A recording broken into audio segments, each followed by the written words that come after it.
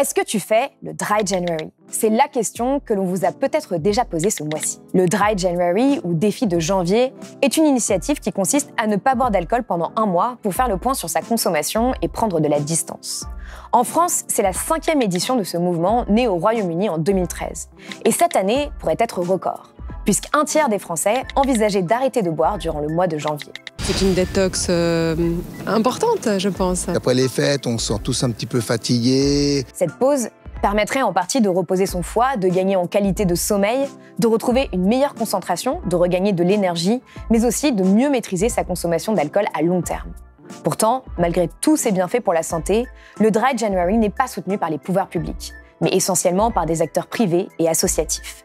Certains ministres, comme Marc Fesneau, ont même affirmé qu'ils étaient contre. Je pense que les gens en ont un peu assez qu'on vienne leur dire comment se nourrir, comment boire, comment se déplacer. Et je préfère qu'on soit plutôt sur quelque chose qui soit de l'incitation sympathique, tout en reconnaissant la valeur de nos terroirs, et en particulier nos terroirs viticoles, plutôt que d'être dans cette chose où un mois il faut pas boire, un mois il faut pas faire ceci. Une distance qui n'est pas étonnante, alors que quelques mois plus tôt, Emmanuel Macron buvait une bière cul sec devant les rugbyman après la victoire de Toulouse en finale du top 14.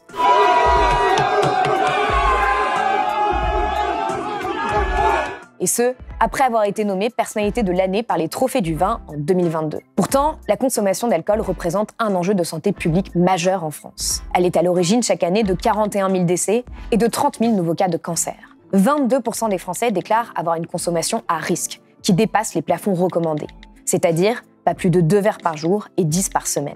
Mais comme avec la consommation en général et la nécessaire sobriété face à la situation écologique, le gouvernement prône, une fois encore, de petits changements à la marge plutôt qu'une action d'envergure. Les lobbies semblent toujours faire la loi, peu importe les dizaines de milliers de vies qui sont en jeu. Alors, face aux enjeux de santé majeurs, mais aussi face à l'urgence écologique, ne serait-il pas temps de réhabiliter la sobriété? Pourquoi les politiques en ont-ils si peur? Et quel est le véritable poids des lobbies, mais aussi de la norme sociale face à la sobriété? Réponse dans cette nouvelle émission pour Blast.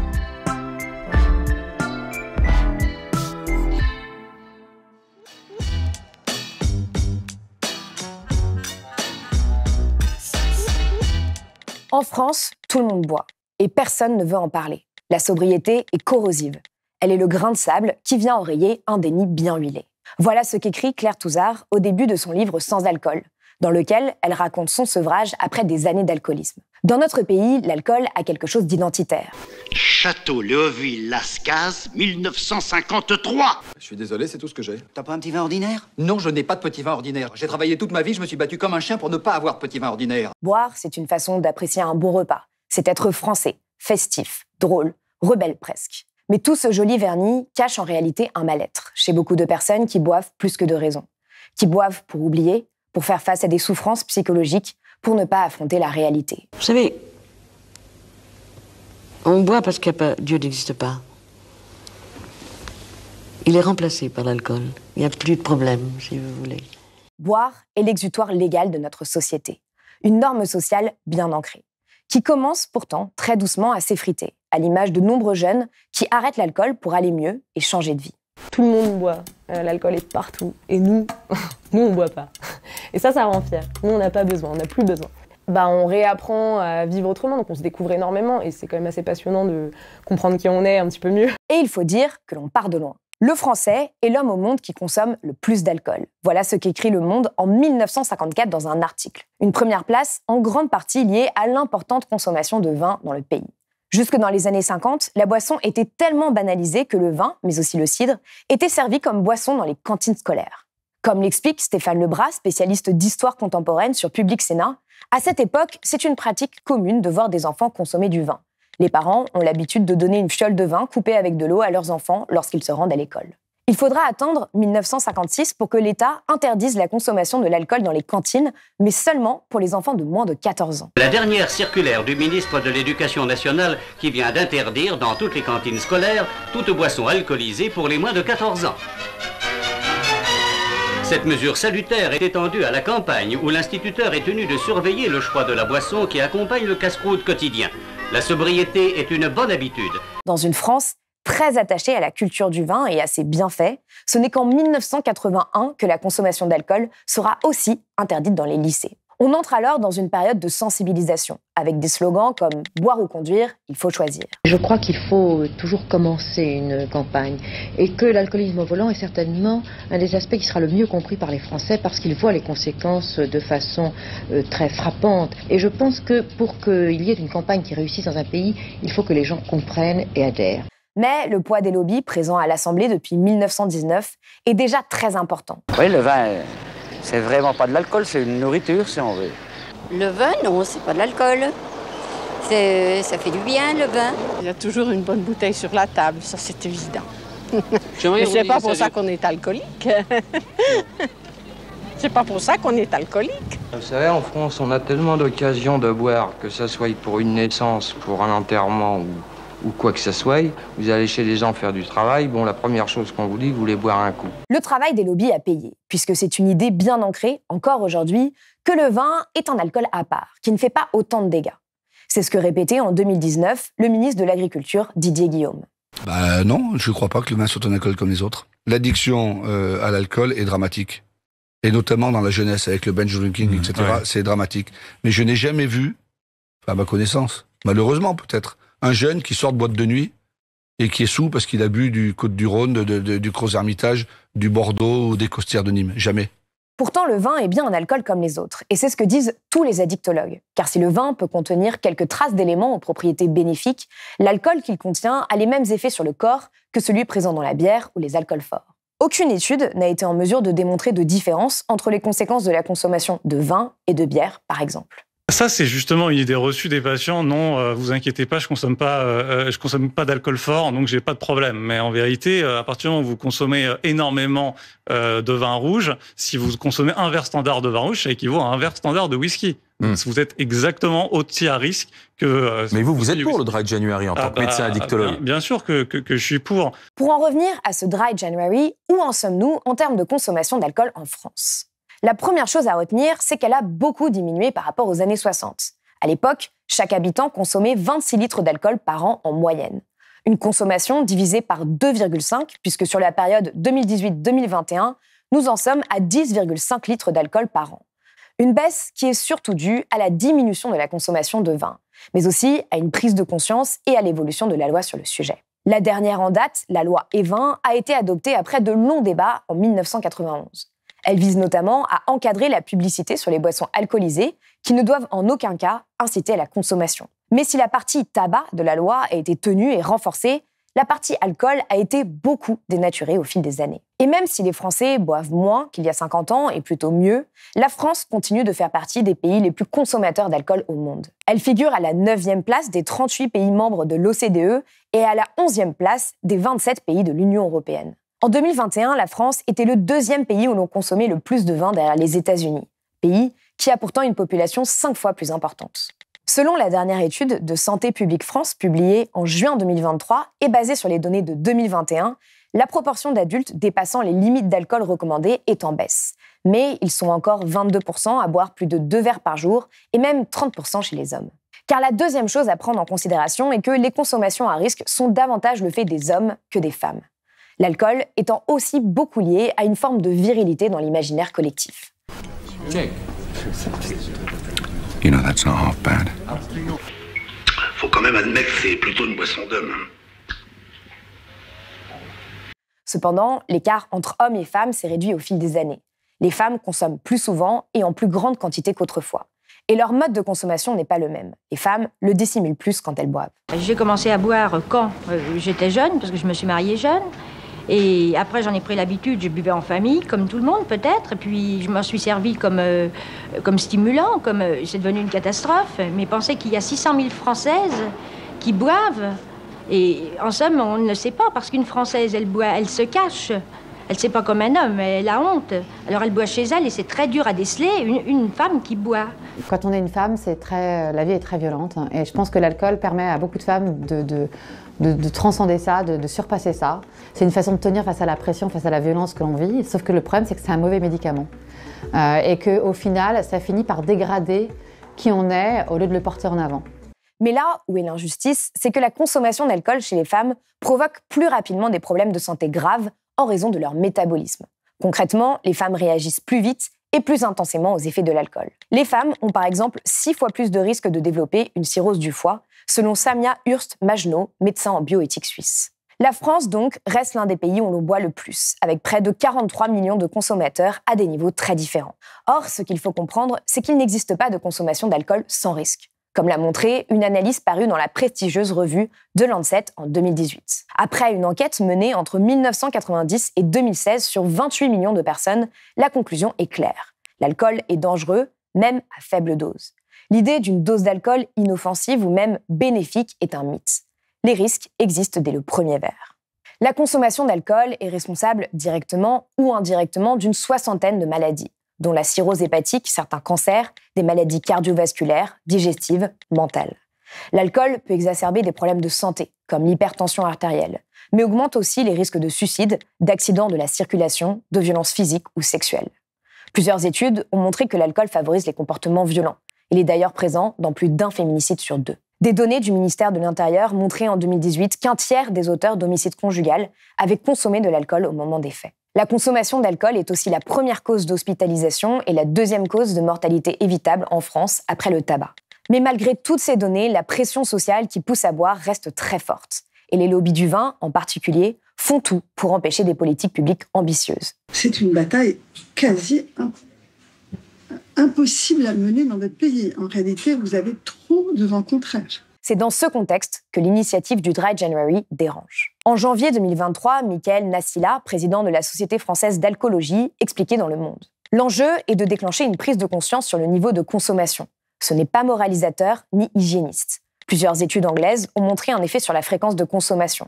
L'une d'elles mesurait que 7 personnes sur 10 consommaient moins d'alcool 6 mois après ce défi. Il ajoute « Le message positif de la possibilité d'améliorer la santé par la réduction de la consommation, voire l'abstinence, devrait être défendu par les décideurs politiques pour réduire le lourd fardeau sanitaire et sociétal de l'alcool. »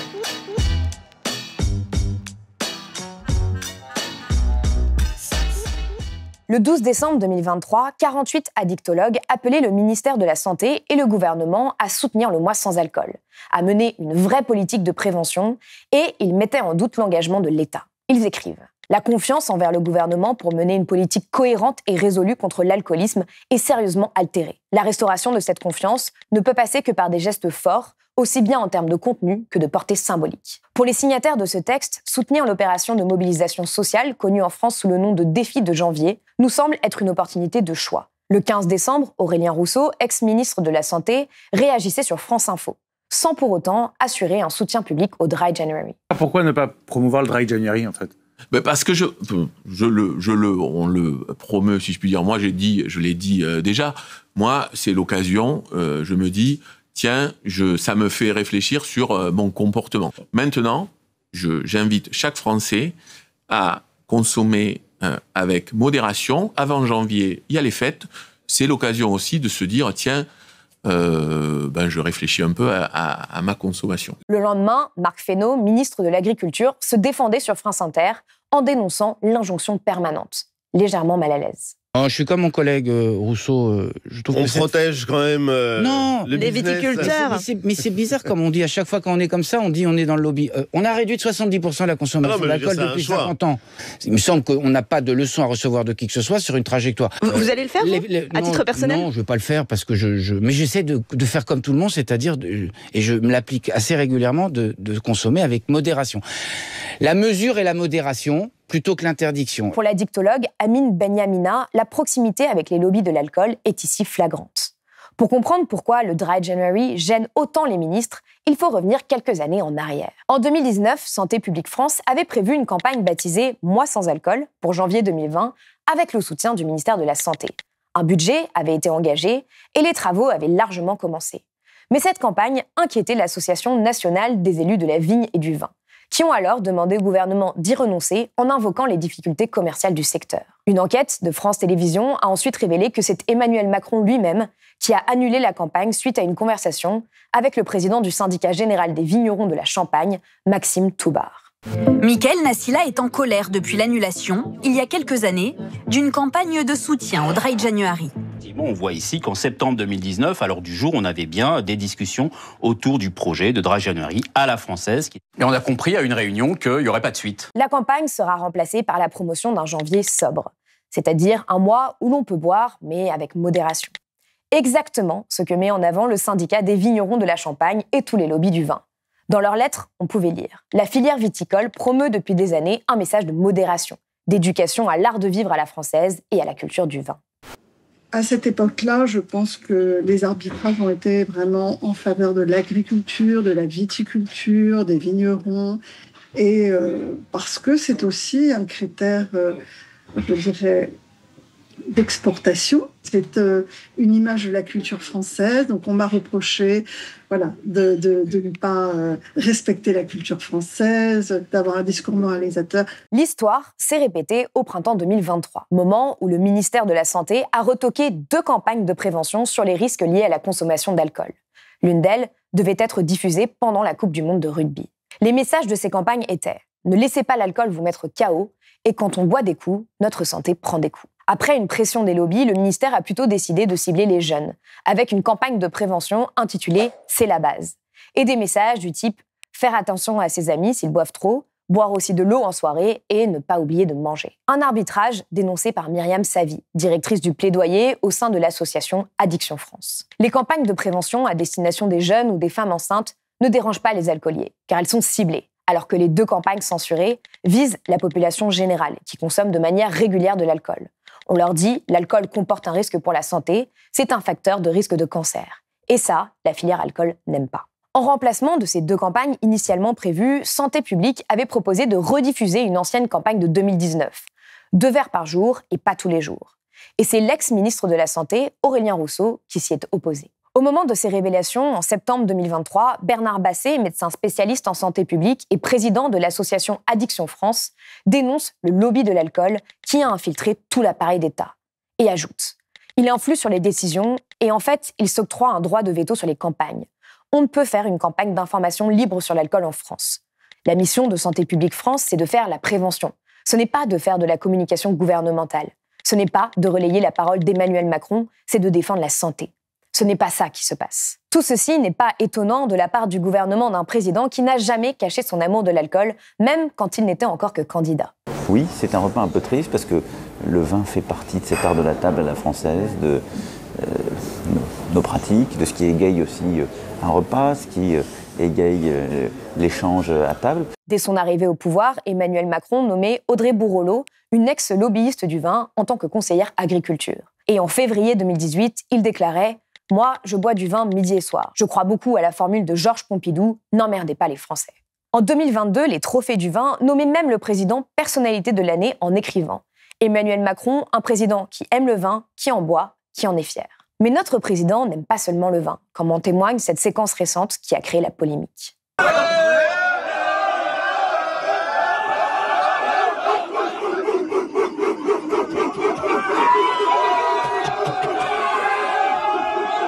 Emmanuel Macron donne l'exemple de quelqu'un qui prendrait plaisir à boire cul sec et à démontrer sa virilité, je suis tout à fait d'accord, en buvant cul sec une bière. Donc c'est vraiment anti-préventif au possible. Et c'est grave parce que c'est un président de la République, il a un devoir d'exemplarité quand même. Il n'y a pas que le président et les ministres qui se font les relais des lobbies, mais aussi les élus. Créée en 1999, l'Association nationale des élus de la vigne et du vin, ANEV, regroupe une centaine d'élus de l'Assemblée et du Sénat, mais aussi des maires du pays. Avec cette association, les élus se font le relais des lobbies viticoles qui finissent par faire la loi. Et ces élus leur doivent parfois beaucoup, puisque souvent, ils ont accédé au pouvoir grâce à des électeurs liés à la viticulture, très présente sur leur territoire. Comme l'explique Alain Rigaud, ancien président de l'Association nationale de prévention en alcoolologie et addictologie, l'État est extrêmement tolérant concernant les boissons alcoolisées, en particulier pour le vin qui fait l'objet d'un privilège fiscal incomparable. Les spiritueux sont 63 fois plus taxés et les bières 15 fois plus. Le vin fait l'objet d'un privilège fiscal. Aujourd'hui, le vin et l'alcool en général sont en effet beaucoup moins taxés que le tabac. Tout simplement parce que celui-ci n'est pas fabriqué en France. Il n'y a donc pas vraiment de lobby à part les buralistes, alors que l'alcool est une industrie très puissante. Le vin, en France, c'est toute une économie. Près de 800 000 emplois, 15 milliards d'euros d'exportation par an. De nombreux addictologues recommandent malgré tout d'élever la taxation sur l'alcool sur le modèle du tabac pour réduire efficacement la consommation. Le dernier rapport de l'INSERM préconise aussi une meilleure information sur les risques, un encadrement plus strict de la vente d'alcool en jouant sur les horaires, les lieux de vente et le prix. Il préconise aussi de modifier la loi E20 pour mieux réguler la publicité et protéger les plus jeunes du marketing sur Internet. En août 2023, le gouvernement a pourtant renoncé à une hausse des taxes sur l'alcool.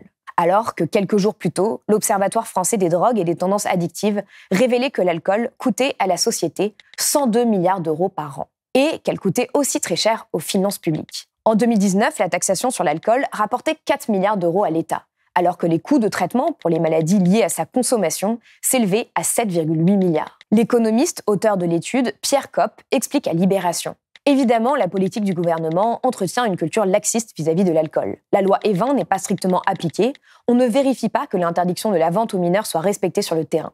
Les marques contournent aussi largement le cadre légal en utilisant les réseaux sociaux et les influenceurs pour promouvoir leurs produits.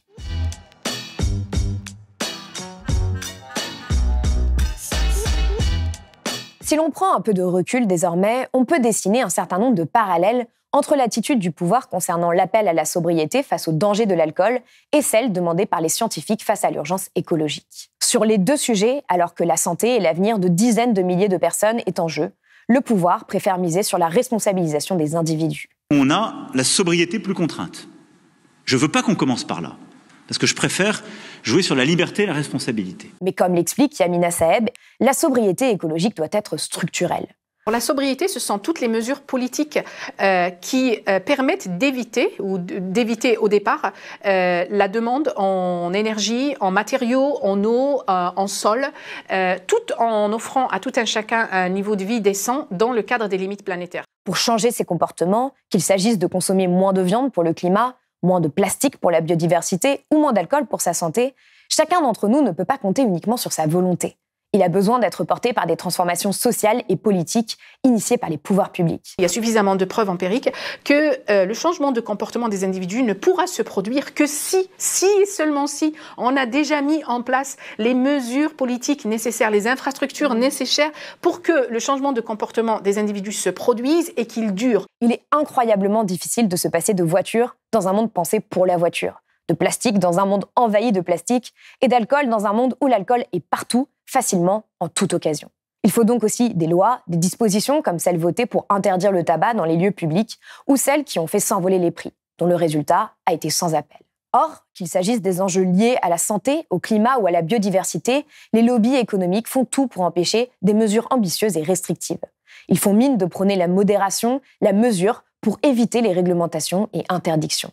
En témoigne le sort réservé aux 149 mesures proposées par les 150 citoyens de la Convention citoyenne pour le climat. Seulement 10% ont été reprises telles quelles et une majorité ont été amoindries ou transformées. Par exemple, une proposition de loi E20 sur le climat, qui visait à interdire la publicité sur les produits les plus polluants, comme les SUV, les vols low cost ou certains produits alimentaires. Après une offensive des lobbies, elle a été transformée en une interdiction de publicité pour les énergies fossiles, qui n'aura donc aucun effet sur la surconsommation.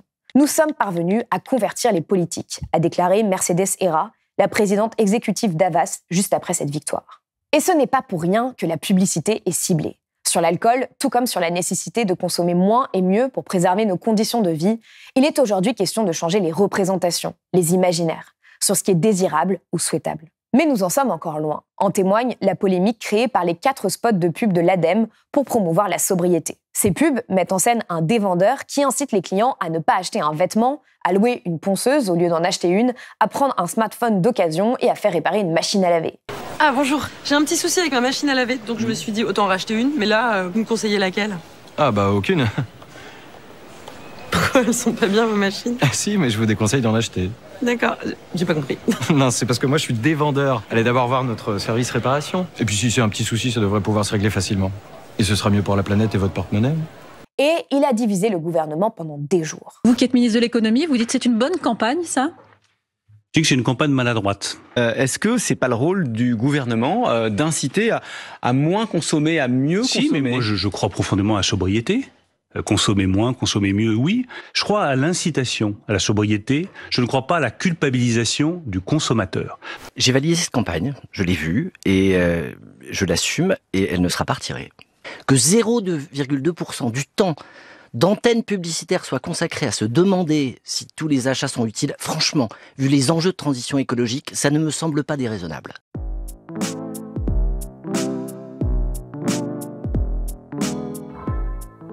Il faut être réaliste. On boit souvent pour essayer de faire face à la folie du monde, à la violence d'un quotidien, pour cultiver une forme de déni. Or, face aux menaces actuelles, il nous faut plus que jamais être lucide. Boire moins, tout comme consommer moins, c'est aussi une façon d'affronter sa vulnérabilité, de vivre avec elle sans artifice, sans distraction, de s'émanciper de la société de consommation. Il est dès lors peut-être question, pour l'alcool comme face au péril climatique, de rendre la sobriété désirable, de montrer qu'elle peut d'abord être une émancipation des normes sociales. Je ne dis pas ici que l'on ne doit plus boire du tout, ou encore vivre dans la forêt, mais simplement s'interroger sur sa consommation pour retrouver une forme de liberté et faire face aux périls à venir. Boire, c'est une norme qu'il faut déconstruire en fait. C'est débile, mais moi par exemple ça me rassurait beaucoup de voir des femmes à l'écran qui buvaient toutes seules, parce que je me disais ah elles sont cool, elles boivent. Il faut la même chose quoi, il faut des meufs subversives qui boivent pas et qu'on se dise ah bah tiens en fait on peut être subversive sans picoler quoi. Une brèche est en train de s'ouvrir. De plus en plus de jeunes s'éloignent de l'alcool pour se retrouver. De plus en plus de personnes en France montrent qu'il est possible de vivre et consommer autrement.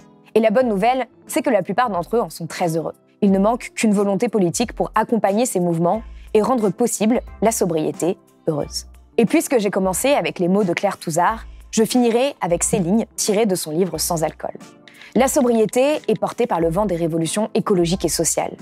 Il n'a plus si bonne presse l'alcool, dans un monde où il faut être en éveil, où il faut s'ancrer dans le changement. Cette notion d'éveil va devenir de plus en plus importante comme celle de sobriété. Ces deux mots charrient nos nouveaux désirs, ceux de devenir des acteurs du monde et non plus des êtres passifs qui se laissent berner. Il faut voir la sobriété comme la liberté retrouvée. Cela ne tient qu'à cela, à la chanson que l'on se chante à soi-même. C'est la fin de cette vidéo, j'espère qu'elle vous a été utile et vous a permis de prendre de la hauteur par rapport à la sobriété. Je vous mets comme toujours des liens pour creuser le sujet en description. Je vous le rappelle, Blast est un média indépendant qui ne vit que grâce aux dons et aux abonnements. Alors si vous le pouvez, soutenez-nous sur blast-info.fr. À très vite sur Blast et bonne année.